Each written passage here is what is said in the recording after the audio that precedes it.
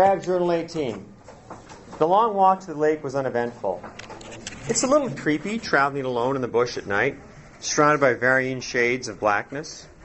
The night sounds are loud. The night sounds are spooky, and your own noises, even in a wet forest, seem loud. But I was too bone-tired, damp, and cold to think about it.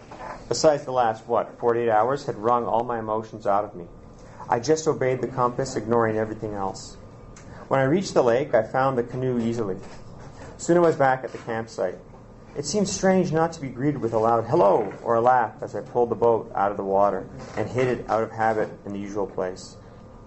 I'm ashamed to say, though, that I did not miss Mary. Though deserted and forlorn, that campsite meant only one thing to me then. I got a fire going quickly and soon had my damp clothing hung on sticks around it at a safe distance. Once in the tent, I stuffed one sleeping bag inside another and climbed inside. The warmth was unbelievable, flooding around me, dragging me to sleep. I slept for at least 2 days, rising only to drink water and relieve myself. When I finally did emerge, dressed in the extra clothing that Mary always kept stored in the tent, it was midday, sunny and cold. The first thing I thought of was food. There wasn't much around the campsite. After all, that's why we went on the raid in the first place. But imagine some strong Labrador tea and dried fish. I ate till I couldn't pack away another molecule, and, out of habit, took my last cup of brown tea down to the lake. Then I hit the sack again. I guess my system was back on schedule because I woke at dawn. After making up the fire, I made a trip to the bush and recovered one of Mary's food caches. She had taken a variety of food, smoked fish, jerky berries, tubers, and stuff, and packed it all into a bundle that would last her a month. After wrapping the bundle in plastic to waterproof it, she'd hang it in a tree at the edge of the campsite. I had helped her all summer, and there were 9 or 10 of them around. After breakfast, I threw some pieces of fat, some jerky, and a chopped up lily root into a little water in a pot, and put the pot on a low fire. The stew would be for supper. I sat there for a while, tending the fire, adding sticks until the water boiled, then banking the fire so as to give a steady, simmering heat. And do you know, I waited for them, but the tears wouldn't come. I tried to cry, thought of all the good times we'd had, the things we'd done together, but nothing would come. There I was, dressed in her clothing, everything I was doing the result of her teaching. The fact that I was alive at all, due to her courage, and I couldn't even cry for her. Dry eyes were my thanks. I was disgusted with myself. But then, that was a stupid notion. I loved her. In fact, at that moment, I felt that she was the only person I ever had loved. Many tears didn't prove anything. I began to think about Mary rather than the fact that she was dead. What did I know of her? Almost nothing. In everything I needed to know, her approximate age, her physical appearance, the play of many emotions across her strong, beautiful features, a little bit about her personality. She was the only female I knew who was a person to me. Soon, as I thought about her, I remembered the canvas canoe pack she kept hidden in the bush. Would it give me answers to the million questions I asked myself every day? What was in her past? What was a beautiful, intelligent woman doing hiding in the bush for over a year? Who was she? My curiosity soared again. I had to see that pack's contents. I didn't feel I'd be betraying her. There was no need for secrecy now. And that, strangely, was what did it. As soon as I thought that the campsite could be discovered now, and it didn't matter, the tears came. And soon I was on my knees in the dirt, hunched over by the cheery little fire, racked by deep, tearing sobs that came from way down inside me. When they say your heart breaks, I know what they mean. Something had been torn away, leaving empty pain. The sun was directly overhead in a cold, dark sky by the time I found the pack under a big spruce tree that had a skirt so low it brushed the ground. The hiding place was pretty close to the campsite, as I figured it would be, having lugged the pack to the fireside. I left it alone while I checked the stew and made some tea. I filled the pipe and smoked for a bit. Then I opened the pack, crying a little as I did so. Over the next couple of days, I pieced together what I could about Mary's life before her escape. I had to use a lot of detective work on the letters, pictures, magazine, and newspaper articles, documents, and other stuff I found. There were many false starts, too. I want to tell this so it makes sense rather than just write down an inventory of the contents. Mary was a university professor. She went to the University of Toronto, McMaster, and Harvard, where she got a Doctor of Philosophy, degree in history. Then she became an assistant prof at Laurentian University. I read the published articles in the pack, and I gathered she was a left-winger and an environmentalist. She seemed to think society was sick, out of touch with itself, was a phrase in one article. Society was like a living creature that had picked up an illness, so the organism had to throw lots of its resources into fighting the illness, and that threw the whole organism out of whack, until either the organism died or the illness died. I didn't understand the whole essay. There's lots of stuff in it about misusing the environment and wasting resources and so on. She didn't say everything was wrong. I don't mean that. But the wrong things had importance, and the wrong people had control. There were quite a few articles on historical questions, too. Pretty boring stuff, but she was one smart woman, I'll tell you. But she wasn't cold smart. I've met a lot of smart people at different times, and most of them seemed standoffish, unemotional, as if when their brains grew, they pushed all the feelings out of the way. And most of them seemed to think that showing feelings was some kind of weakness. Most of the smart people my father dragged home were boring snobs. He wanted me to be like that. Mary wasn't like that at all. She always seemed to know what I was feeling, and she cared about that. Oh, she didn't treat me like glass or anything like that. Hell, sometimes she told me off and didn't hold back. But she could do that because I knew she cared about me. Not my clothes or my money, not my high marks at school or my father's job or where I lived. Me. I never met anyone who made me feel necessary. Not important, necessary.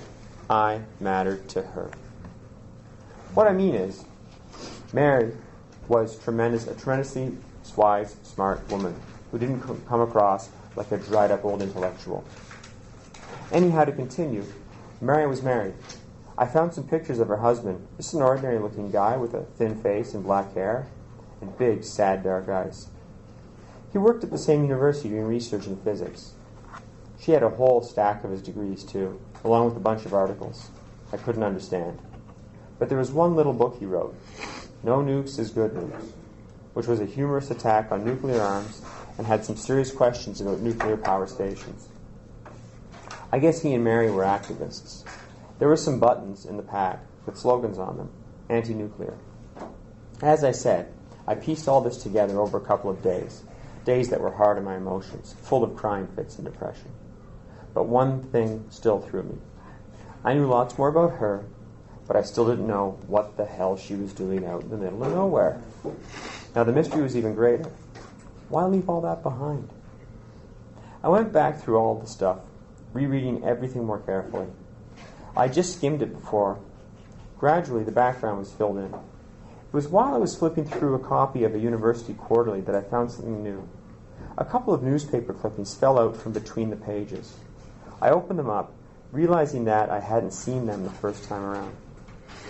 Physics professor injured in demonstration.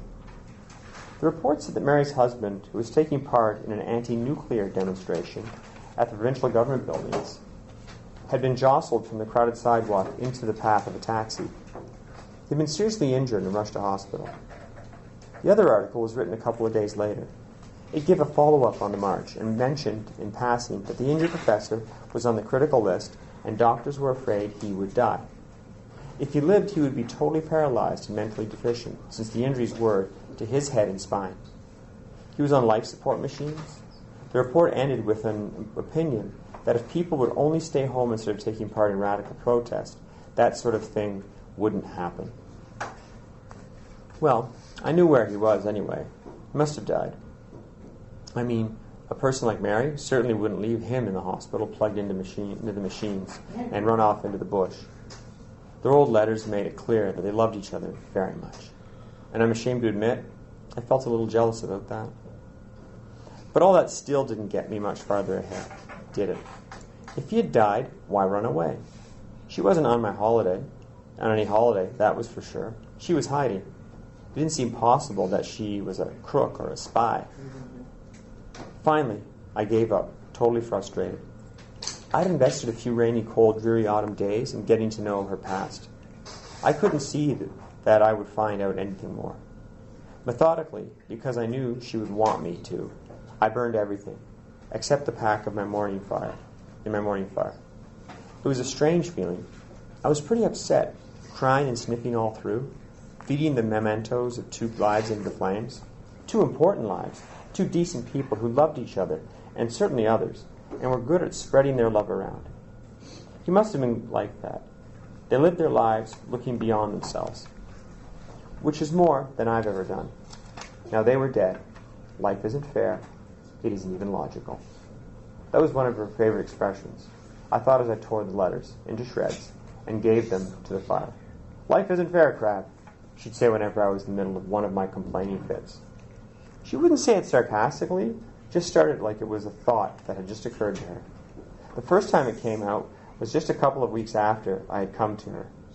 I was going hell-bent in a tirade against my phony parents and stupid teachers and boring life.